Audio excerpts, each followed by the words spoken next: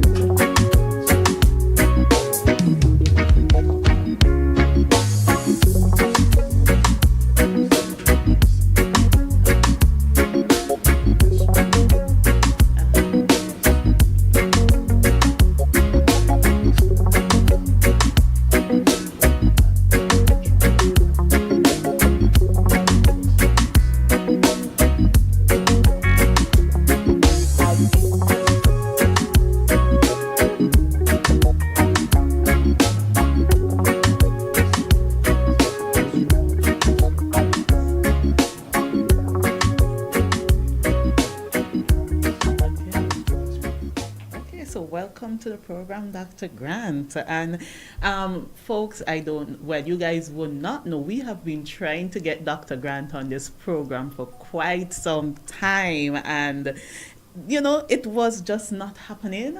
And I'm totally happy that we are finally here, Dr. Grant. So let me say welcome again. So our program has to do with it's May, and it's Mother's Day. Mother's Day is just around the corner. I think it's next week, Sunday. And we thought about the importance of having a program geared towards moms, but just not in the regular way. So persons would figure Mother's Day, they have to take mom out and treat mom to some flowers, or perhaps a spa day and different things like that. And all of those things are good, right?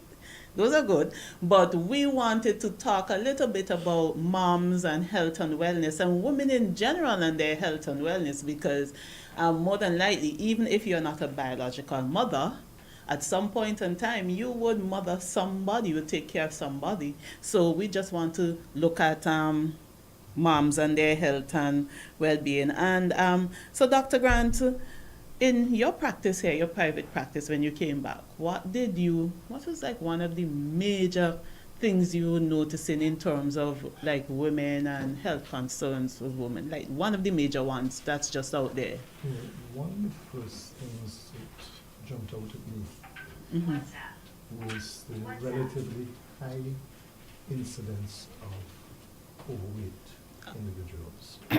So whether Dr. Grant start early, boy. And with that comes certain health consequences. Most of us are aware of the diabetes, right, high blood pressure, but being overweight increases your chance of cancers. Right.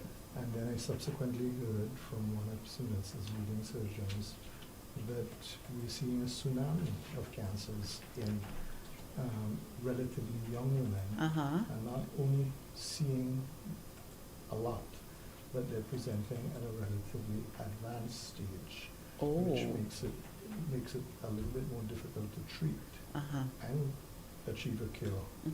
And these cancers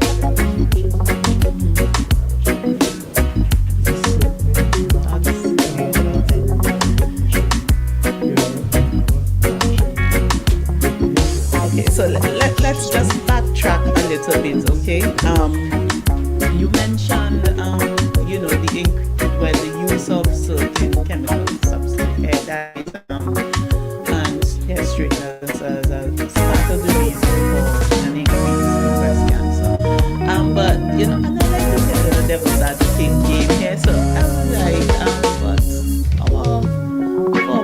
our grandmothers, our mothers used a lot of these things, and they did not have this sort of issue.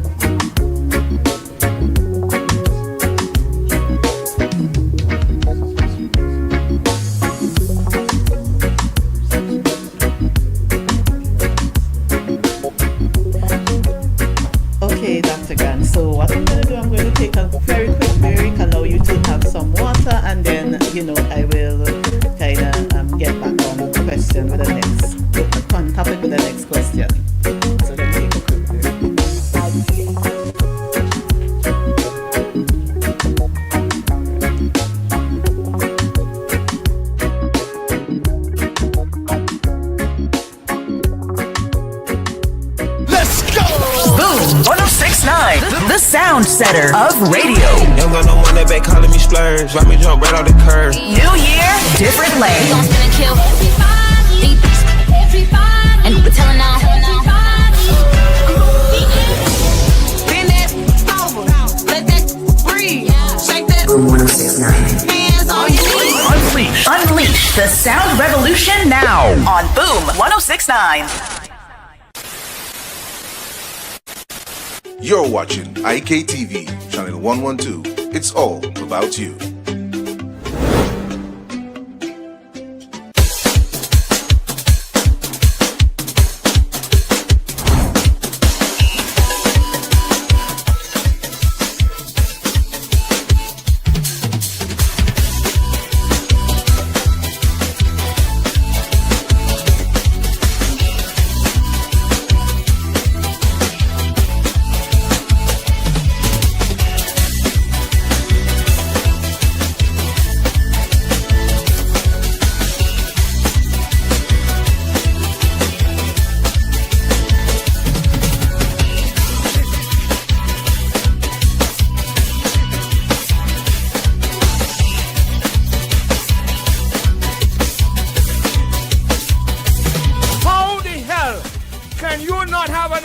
For that.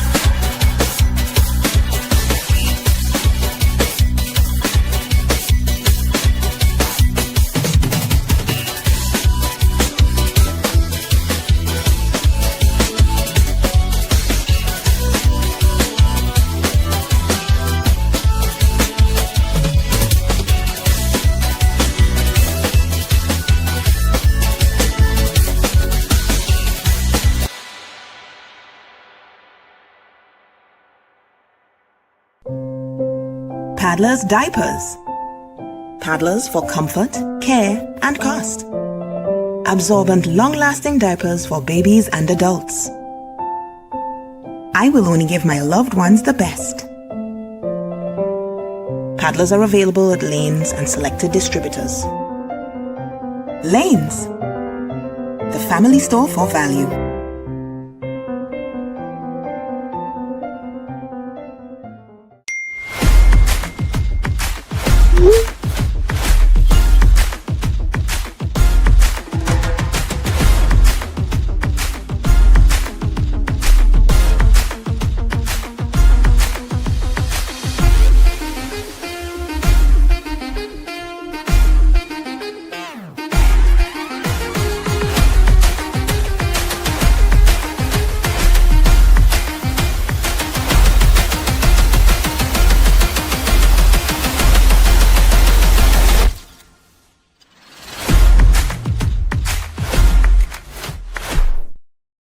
This isn't just a run. With each step begins a new journey.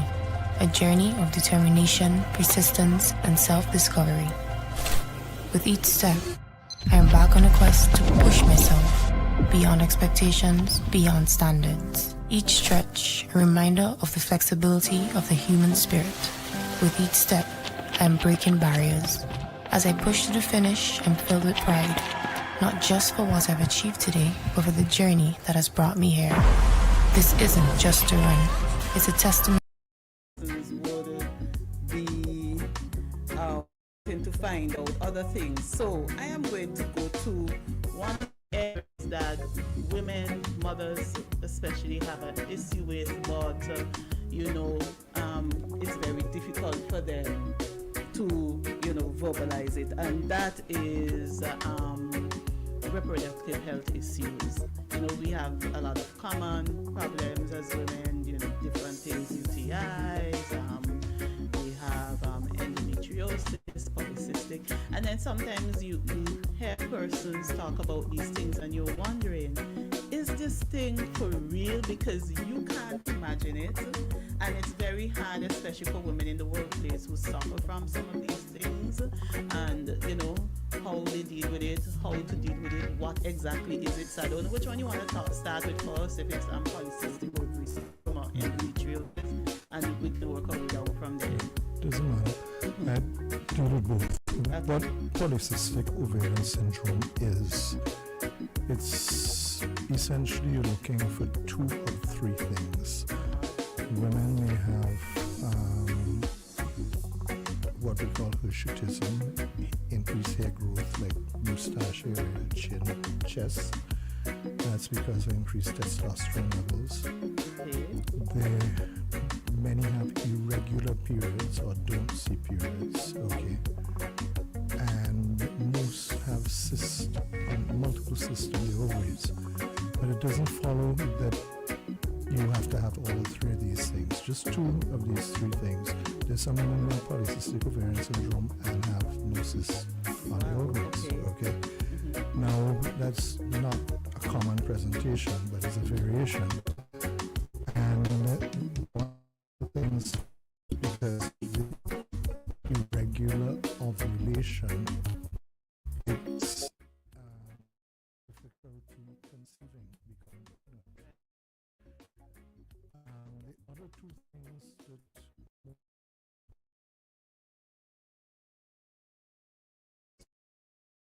resistance, which is the diabetic, and as well as what we call this. So women who have polycystic ovarian syndrome is more than just a problem with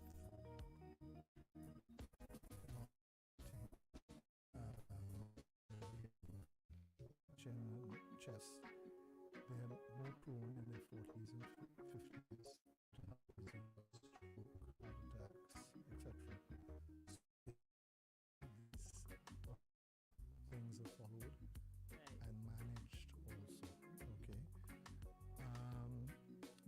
A lot of women who have polycystic ovarian syndrome are weak. And one of the ways of treatment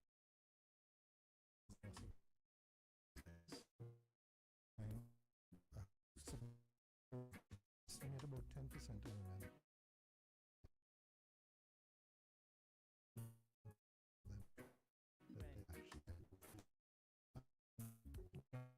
they actually to access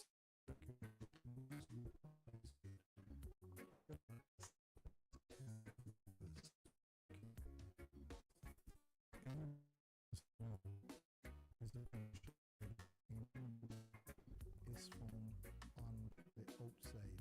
Okay, the number of reasons why is witness to the lines in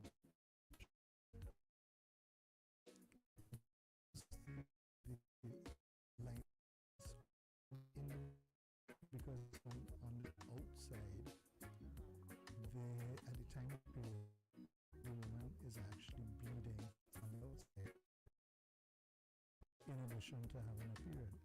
So what tends to happen is that it is associated with a painful period.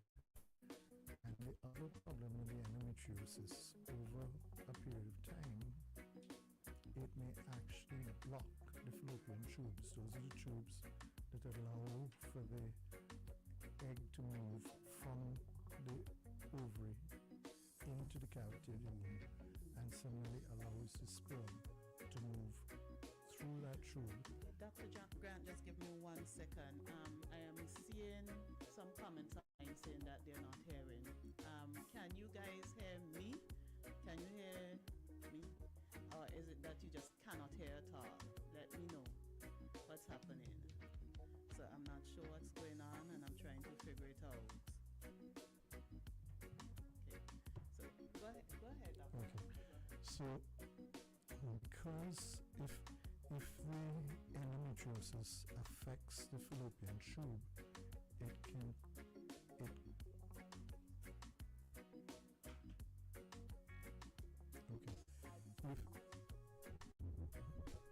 because of the endometriosis, you can have blockage of the tube. Right.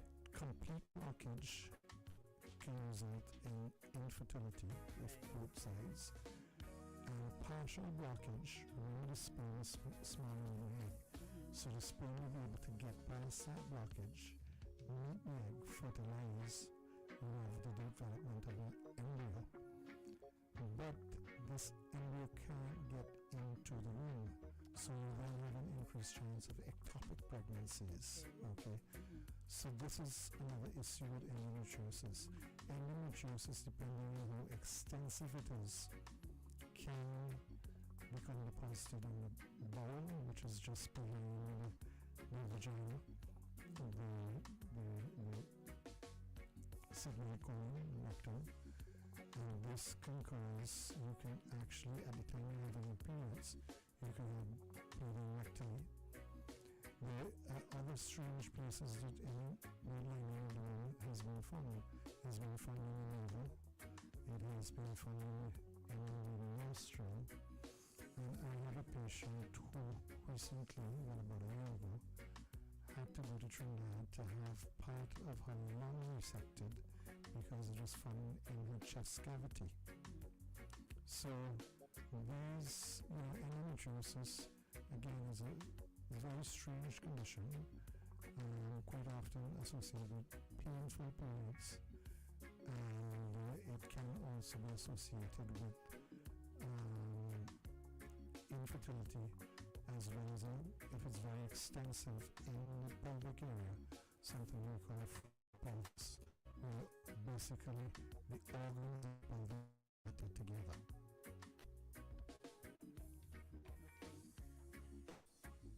All right. So, how do women with these conditions? How do they walk through them? It's like, how do they get? What is daily life like for them, and how can they get around it? It's a challenge, okay. But as mentioned with the polycystic ovarian syndrome, weight loss as well as exercise does help.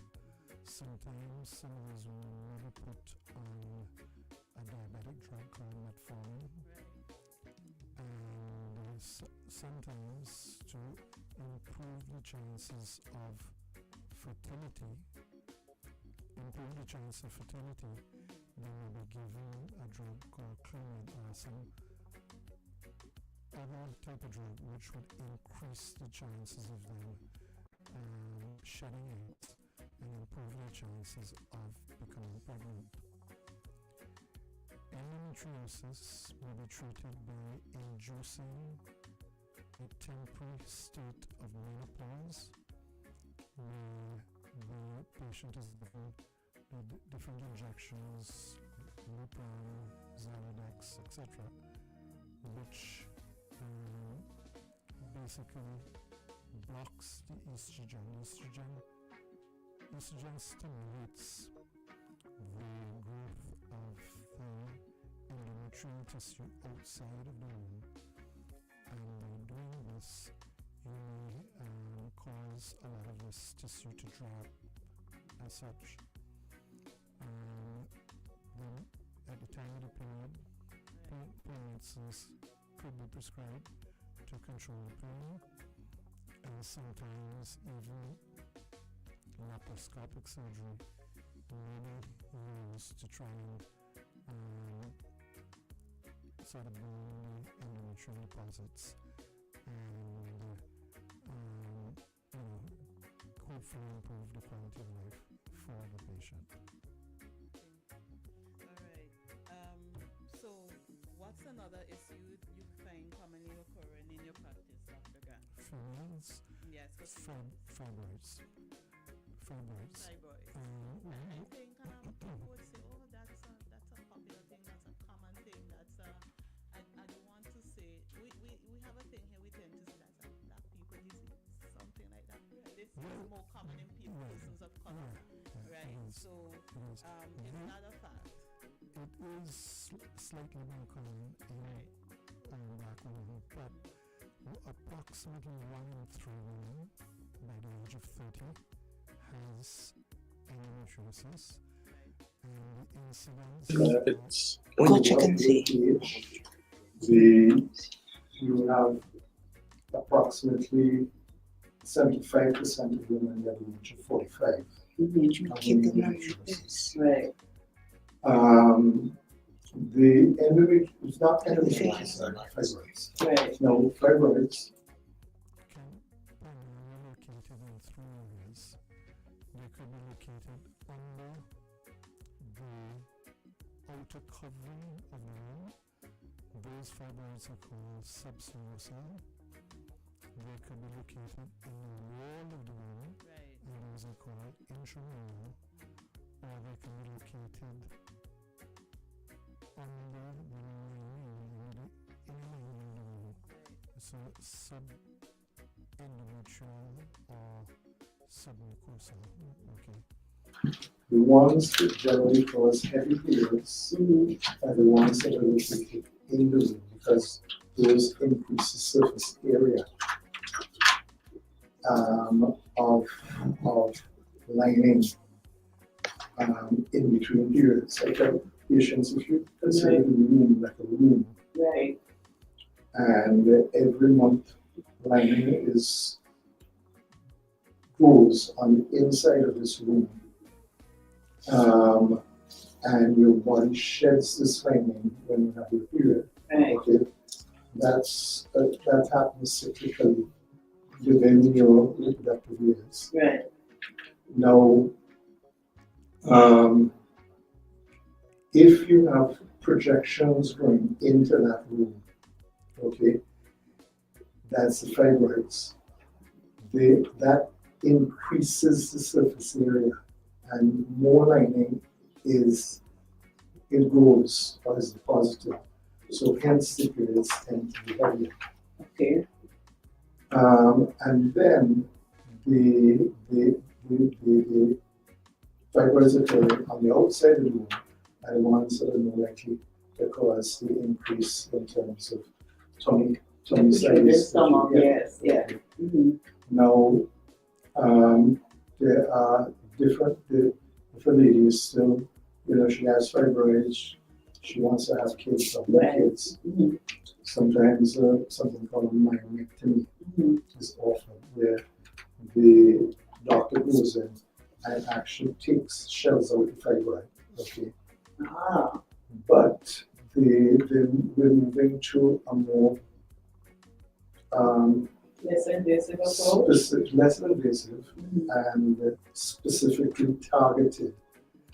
And by specifically targeting the fibroid on the inside of the womb, you can reduce the surface area for the buildup of the lining of the womb. And as a result, you can lessen the heaviness of the period, and you can also improve the chances of successful fertilization and conception and development of a baby in utero. There is a specific procedure that aids with this, and it's called a hysteroscopy, where the doctor goes in through the cervix with a special instrument, so he or she can directly visualize the internal cavity of the womb and remove the fibroid via this method and this instrument. And it's not only less invasive, but most times when you've had a myomectomy, it weakens the structural integrity of the wall of the womb. And so you advise, one, don't become pregnant for at least a year. Okay. And when you do become pregnant, they advise having a lower segment cesarean section, because they don't want you to try and contract and push through, because you can have something called uterine rupture occurring. So, this is the other common gynecological problem. We mentioned UTIs along the way. UTI is, first of all, it's not a sexually transmitted disease. Just want to emphasize that. Women are prone to it because they have a shorter urethra, that is the tube connecting the actual bladder to the outside. And as a result, I tell patients, consider the urethra like a water slide. So if you have germs are always trying to come up this water slide. So if you have a shorter urethra, you're much more likely to have a germ doesn't take as long to get from the outside into the bladder, which is like a swimming pool. And then it develops, the urine is sterile. Normally, it develops. The two most common organisms are E. coli and Klebsiella. And so women who are more prone to urinary tract infections advise certain things, try not to hold the urine. Try and find a bathroom. Once you need to pass urine prior to sexual intercourse, after sexual intercourse, urinate. So you wash that out. Out. Sometimes going on a probiotic also helps, because you have more natural and non-disease bacteria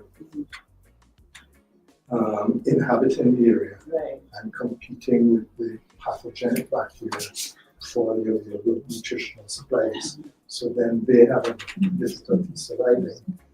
And in some rare cases, some women have to go on prophylactic antibiotics, because a urinary tract infection by itself is not a major issue. But where the major issue can come about is as a result of the infection spreading in what we call a retrograde manner from the actual bladder up the ureters, which are the tubes that connect the kidneys to the bladder, and then you can end up with a major organ infection, pyelonephritis, which can result in hospitalization, damage to the kidney, etc. So I just want to repeat a takeaway that I got from that, and it's very important, especially for us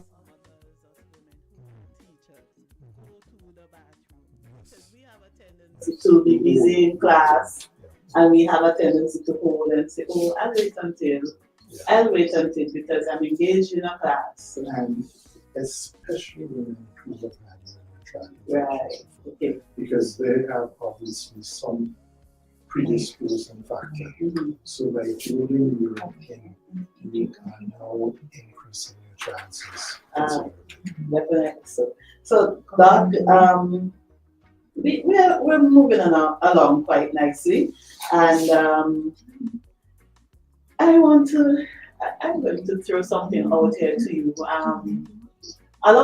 There is a topic that is pretty taboo here in St. Vincent, and we don't talk a lot about it, right? But I think persons have a tendency to think that mothers it doesn't really affect them because they're strong, they're busy, they take care of, and they're supposed to, because they are so busy taking care of everybody else but themselves that, they're often overlooked for it. And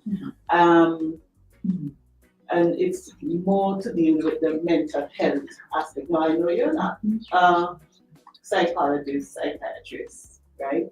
But even in your practice, how important is mental health to even a lot of these diseases that we see coming forward here? Interesting question. In recent times, most diseases are looked at from a biopsychosocial perspective. Right. In other words, in the past, you have endometriosis, we just look at it as, or you have some lining outside the womb. Right. But we forget quite often that this is happening in somebody who may be a mother, right, who may have certain demands in the working person, individual. How do they exist with such? And the two most common mental illnesses that you would see in such women are anxiety and depression. Right. Okay. So it is important that the doctor asks things like, how are you sleeping? How is how's your mood? Do you feel withdrawn? Do you feel irritable? Do you feel like crying? Have you lost interest in a lot of things within the household? You just don't feel like cooking. You don't feel like having sex with your husband. You don't feel like cleaning the house, etc. And most people attribute these reactions to women having a bad attitude. Precisely. And forgetting that they're not. None of us are designed to go non-stop. Right. Okay. And then you have to deal with the kids. You may have your parents to deal with. Definitely so. You may be starting to go through menopause.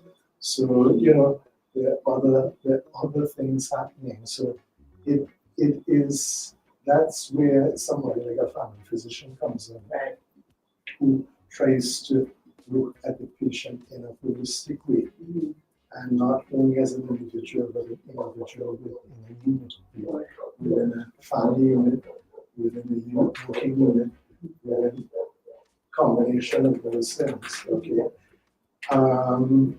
Not always easy, and it sounds as though one is going to talk. But exercise is shown to be as effective an antidepressant as some of the most powerful antidepressant drugs, the SSRI derivatives. Exercise, and then exercise, brisk walk for maybe 30 minutes a day, 5 days a week. That releases the feel-good hormones, the endorphins, the enkephalins, etc. Not only that, is shown that over a period of time, you have changes in parts of the brain that secrete serotonin, dopamine, etc., and it can significantly impact your mood and give you that mental strength to focus on, try to not dwell on your illness, okay, and get back into the rhythm of being a mother, a housewife, money, etc. But when these things, when your regular rhythm seemingly becomes overwhelming to you, as a physician, do you recommend, in your practice, because sometimes people would say that's just life, you just have to learn how to cope and different things, so get on with it, snap out of it, that is the regular route that people would go down.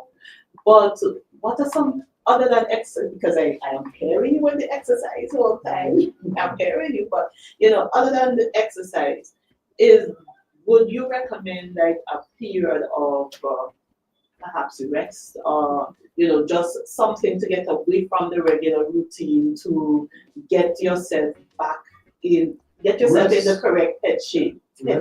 Rest can help. Yes. But it's a double-edged sword. It depends on what you're dealing with, because sometimes distracting the patient can be good for them too. Okay? Right. But what I try to do, where possible, is if I can get a family member to come in, their husband, their partner, etc., and speak to them and say, well, look, this person, what is happening to them is real. It's not that they are using this as a crutch to get out of, duties or responsibilities. Yeah. Okay. And at this point in time, they need as much support as possible.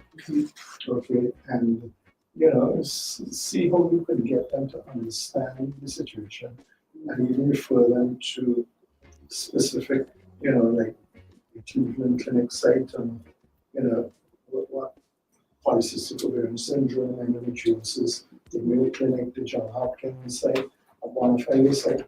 And say, look, if you want to come back and have a chat at some point in time, please feel free. Okay. So you try to not just stop at the water's edge. You try to go a little bit beyond in terms of when managing these things, because I know that these issues can put a serious strain on a relationship, which can end up in separation, divorce, etc. Okay, so that I'm going to just give you a little break to have a water break. Yes. So I have something I'm going to do here. We have a segment called the Point of View Minute, and what usually happens here is that I read something from someone, and as you know, Mother's Day is coming around soon. So I am going to read what one of our teachers noted. A mother's role is one of the most profound and enduring in a person's life. From the moment of birth, a mother becomes a child's first nurturer, protector, teacher, and guide. Her love is a constant presence, unspoken yet deeply felt in every moment of comfort, sacrifice, and support. A mother's love is unconditional. It does not depend on achievements or behavior. It simply exists as a steady, unbreakable bond. It is the warmth of a gentle touch, the strength behind words of encouragement, and the quiet resilience that keeps a family grounded through challenges. Her love provides not only physical care, but also emotional security. In every culture and every stage of life, a mother's love is universal and unique. It is a quiet force that shapes the soul and leaves a lasting imprint on the heart. So, back to you, Dr. Grant. So we spoke about various reproductive health issues. We spoke about cancers. We spoke also about mental health. Is there anything else you wish to mention and you feel noting that as women, as mothers, that we should be mindful of or be watchful about? Well, okay, we've concentrated on a lot of female Right. only and female predominant issues. But females are prone to diabetes and high blood pressure. Okay. And these are illnesses that, it's substance abuse, alcoholism. Really? Okay. Now, it's not to the same extent as me. Okay. Okay. I, in my intake form, I ask patients, okay, prostate, lupus, any personal history of diabetes, high blood pressure, asthma, allergies, etc. And, sometimes I'm almost embarrassed to ask the female, do you smoke? Do you drink? So, is that maybe about 6 weeks ago? I said, of course, Dr. It was like, what kind of question you asking me? Of course I drink. Of course I smoke. She said, we take about 3 cigarettes a day. Wow. Like 2 glasses of wine in the afternoon. Okay. So, I said, not that I don't ever ask those questions, but don't ever assume. Okay. And I just want to point, because you see, recently, you go out and you see the ladies out there matching the drinks with the guys. And interestingly, studies have shown that women drink to drink are more prone to cirrhosis in the liver. Wow. Yes. Okay. So it's something that we need to take into consideration and remember. And any amount of alcohol consumed increases your chances of a range of cancers. Okay. Breast cancer, much more prone. Women who drink are much more prone to breast cancer. Okay. So this is something that I just wanted to touch base on. The diabetes, I think generally being overweight is a bit more common in women than in men. So there's a slightly higher incidence of insulin resistance in diabetes. And what I emphasize with my female patients is that look, the responsibility is not, you're not only looking after yourselves for yourself. You are probably playing a greater role in family. Right. The kids depend on you. If you were to go now, it's going to be a major seismic shift within your family, which can significantly disrupt the dynamic, etc. I keep pointing out to them, I say, well, that's not our boyfriend can get on the line now. And your kids can't get on the line. Okay. So come on. So that hopefully resonates, and hopefully I have that type of relationship with my patients. But yeah, those are things that definitely are prevalent within our female population. So Dr. Grant, again, I love to play devil's advocate. And for everything you have mentioned here this evening, you have mentioned overweight, obesity, exercise. So it's a common theme. Right? I feel like Dr. Grant is targeting me again. I'm being attacked right now. But anyway. As far as my patients go. But anyway, I am sure I could bet my last dollar there are persons out there listening saying, he want to become like a stick figure. That kind of way. They visualize, when you visualize healthy weight, you visualize somebody who's like 120 pounds, a size 2, size 4, Culturally, right. I remember my mother, Karen, routinely went to see our grandmother, her Right. mother, twice a week. And she was a poor lady, Quarry, grew up in the Quarry area. And she lived there up to when I was 10, 11. And she would be, knocking. My mother's name is Mom. Mama, what are you doing to these children? Look, all these bones showing. I said, Granny, that hurts. So, she said, it hurt him because he didn't want to put any meat on the bones. Exactly. Okay? And, because, she viewed us as being too thin. But I was And that's a cultural thing in the Caribbean, yes. I was thankful because if I was the weight that she wanted me to be at, I probably would be close to 300 pounds in this chair right now. Okay, so, it's, yes, but being culturally acceptable or desirable does not make it right, okay? Right. Because it is shown.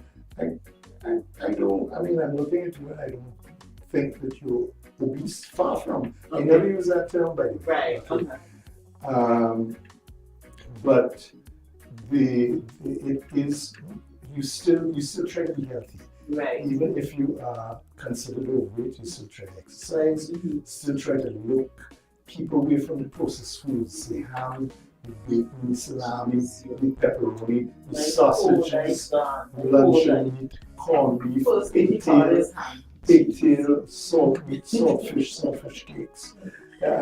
All these are things. Yes. No, but cut back. Be conscious. Instead, you haven't had two.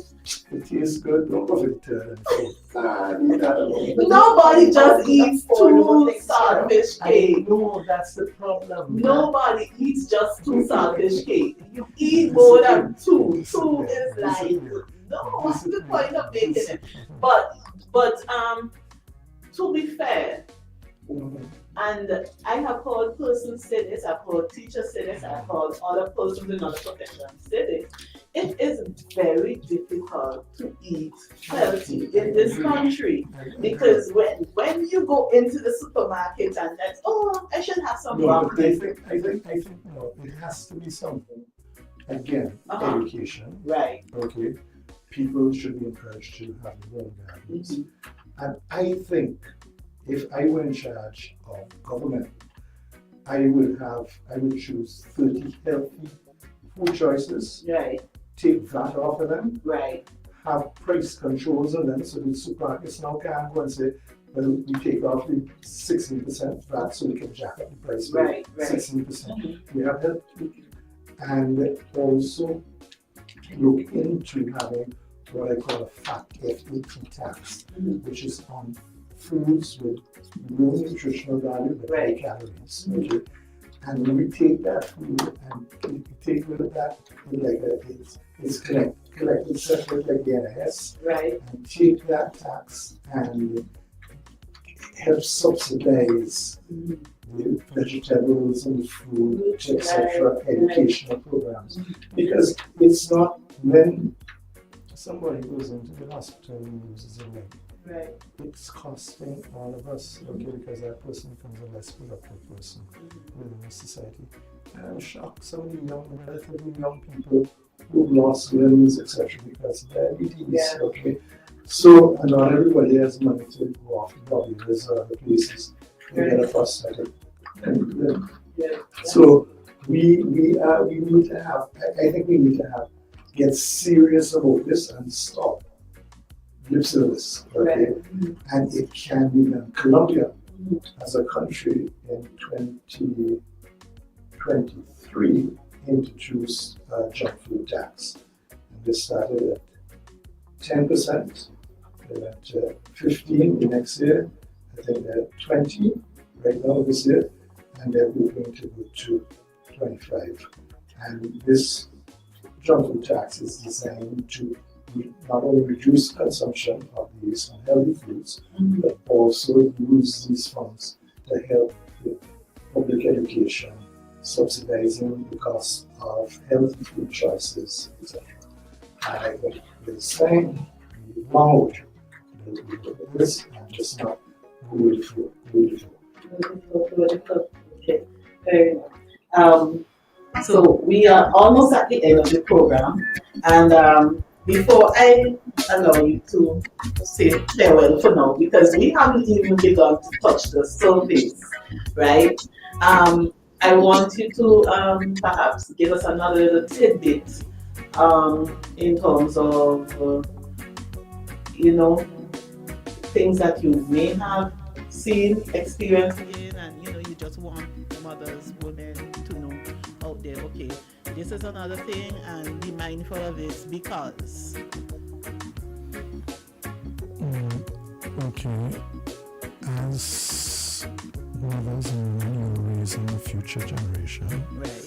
So again, I see, I saw a family, just a daughter, but my mom was telling me, oh, she likes all this, the child is like 9 years old, and it's 150 something pounds, okay. At 9 years old? Yes. Wow. Okay. Yeah. And her sister's similar. And say, she likes all these and listing unhealthy things. And I'm saying to myself, the child doesn't go to the supermarket and buy these things, okay? They are brought into the house, okay? Right. And situations like that, you just don't carry the child into the supermarket. You bring home. Right. But when my father was a shopper, when he brought home, forget the analogy, damn well, That sounds about right. That sounds like how all of us are doing, right? Yeah, that's an option. But I'm not eating that. You can't say not eating that. That's joking. So I think that we have to not only look out for ourselves, but we have to also look out for our children. And this thing about these children and all these fast food joints and all that sort of thing. I have, since I've been back to St. Vincent 5 years, I have probably eaten fast food 3 times, if so many times. Okay. And does it taste good? Of course it tastes good. It's designed to taste good. And it helps to release a hormone called dopamine. Right. So you have the dopamine effect, so you crave it. But if you're disciplined enough, you can say, nah, I ain't taking that. I think that we just don't go with, again, the flow. We don't go with, because the neighbors are eating this, and they're not exercising, and that's another thing. We see the average person, well, teachers not so much because you're on your feet. Oh, yeah. But if you're in administration, the average person sits anywhere from 10 to 12 hours a day. Okay, it is shown that if you sit for long periods, believe it or not, you have an increased chance of having diabetes, the high blood pressure, cancers, DVT, okay, deep vein thrombosis, certain lung issues, etc. Oh, and another thing, just quickly touching on this. The high heel shoes. Okay. Here we go again. Boy. I am my mother in the background. Tell her, Dr. Grant, tell her. How we have to show this high heel shoes, miss? They come to me, Dr. Grant, I'm having this pain in the front of the foot. And this lady up to Thursday. And she's having something called metatarsalgia, where the long bones in the forefoot called metatarsals. And she's herself is about 260 pounds. And so she said, but the heel is only like this. It indicates about 2 inches. But when you have a 2-inch heel, you're throwing your weight onto the forefoot. So that's not normal, that's not natural. So you're going to pay the price with foot pain, arthritis, and all that. All these are little things that we have to be conscious of, and we just kind of hope that they don't happen to us. The chances are, if you do the wrong thing, you'll be a victim of what you're doing. Folks, Jada's in the studio laughing at me. I'm just letting you all know the management of Boom. Jada's in the studio laughing at me, and I don't like it one bit, but anyway. Okay, Dr. Grant, let me thank you for being on the program. And for folks who don't know, tell them where they can find you, the name of your practice, and how to get in contact with you. All right. Doctors are not really supposed to advertise, but I'm going to slip in. Go right ahead. My practice is called Family Care Clinic. I'm in Harrisville. So that's Family Care Clinic in Harrisville, yes. And if you're on the main road, instead of turning off to go down to Backyard Adventures, there's a road directly opposite. Once you turn in there, there's a pharmacy called Roy's Pharmacy, and just behind it, yeah. And I'm open 8 to 4 Monday to Friday, and 9 until 1 on a Saturday. Jill knows he works on Saturdays. So you work on Saturdays, you work during the week. What about Sundays and public holidays? It depends. If it's excessively long weekend, when I say that, if it's like public holiday, May the 1st I didn't work. Right. But if it's like 2 years ago, Boxing Day fell, it was Sunday, Monday, Tuesday, yes. So I did work the Tuesday. Right. Okay. But I'm not a spring chicken. I meant to this one, but okay. So I in my younger days I would have taken on that challenge, right. But even though I would have still on my knees and taking on photo of this book. So, okay, folks, she is a mother. She is the whisper in the morning, the steady hand through every storm. She plans her love in quiet ways and keeps us safe and warm. With a smile that lights the darkest night and a touch that heals a wounded heart, in every tear and every chair, she plays a sacred part. She is a mother, strong and wise, with gentle hands and watchful eyes. Her love runs deep, a steady flame, a silent hero without fame. So cheers to all the mothers near and far. You are the brightest light, our guiding star. Through every joy and trial you face, you fill the world with love and grace. And that's Happy Mother's Day. That was written by a teacher as well. Let me thank you guys again one more time, Dr. Grant, for being on the studio with me. Happy Mother's Day to all mothers out there. Those who play an active role as a mother.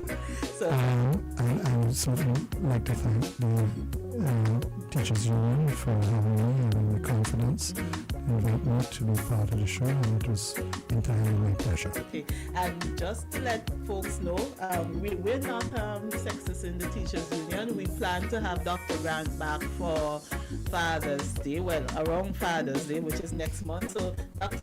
talking about all the male stuff. I don't know if I'll be in studio and let one of my other colleagues do that, but it is what it is.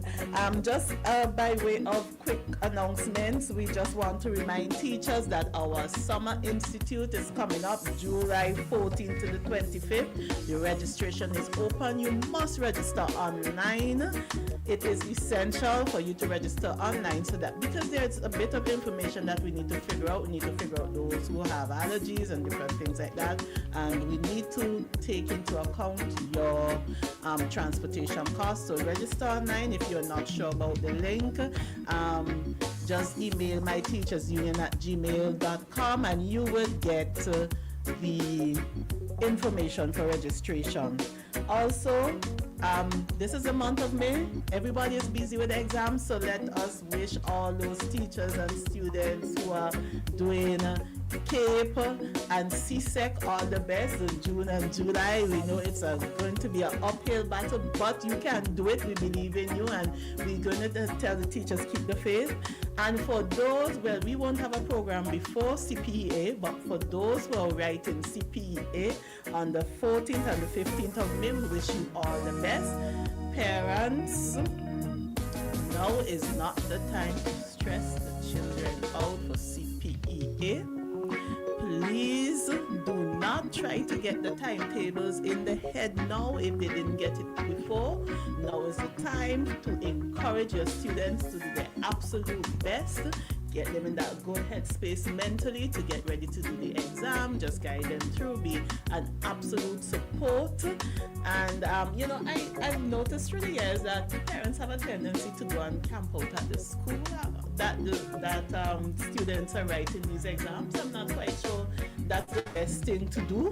I've never seen the rhyme or reason for it. I think it makes students more nervous, especially, that's what creates anxiety, especially if you are not accustomed to doing that before. Yes, Dr. Grant, I see you want to say something. I'm a parent of 4 children, okay? And on a personal level, myself and my late wife, we allow them to all work at their own pace. And interestingly, a story about my first son, Barbados, he did common entrance and he finished maybe, let's say 20th in the island, okay? And my mother turned to my wife and said, when he was buying school supplies, we thought he was going to do better, finish 30th. And when she walked off, he said he made a very profound statement. He told his mom, he said, "Mommy, education is not just one lap around the field. Right. It's a number of laps. And who's at lap 1 and not necessarily going to be ahead at lap 10. Precisely. And he became Barbados Island Scholar. Okay, so I use that story to tell people, we place too much emphasis on 11 plus. Yes. When I went to the secondary school with my first meeting with teachers, I told my wife, I felt as though I was at a dog show. Everybody has a little prize with them, et cetera, et cetera. We put too much pressure on those kids too early. And if they don't do as well as they should, if the kid doesn't have that level of confidence, they're going to, have self-doubt, etc. Pressure was put on me, okay? And pressure was put on all of us. So it's something that, I think we have to be aware of, and, we shouldn't live vicariously through our children. We want the best for them. Yes, we do. As teachers, we too want the best for our students. But as you say, it's not one lap, and there are students who are pretty late bloomers, and they get themselves and they catch themselves in secondary school or even beyond. So the best thing we can do for our students now is offer encouragement, and just be there, and just make sure that everything is okay, make sure that they are good, not just academically but mentally, because that they will need the mental fortitude to move forward. And how they deal with situations is that is what is going to help them throughout life. So folks, ladies and gentlemen, Dr. Grant had the final say. It's okay. Let me thank him once again, and let me thank those of you who are tuned in to Boom 106.9 FM and on our Facebook Live feed. It was an honor, and okay. Good night, Winston. I'm just saying Winston. I'm sorry, Winston. I was supposed to tell you good night. My apologies. So it has been an honor, and I'm your host, Fiona Charles Williams, the PR of the St. Vincent and Grenadines Teachers Union, wishing you good night and God's blessings.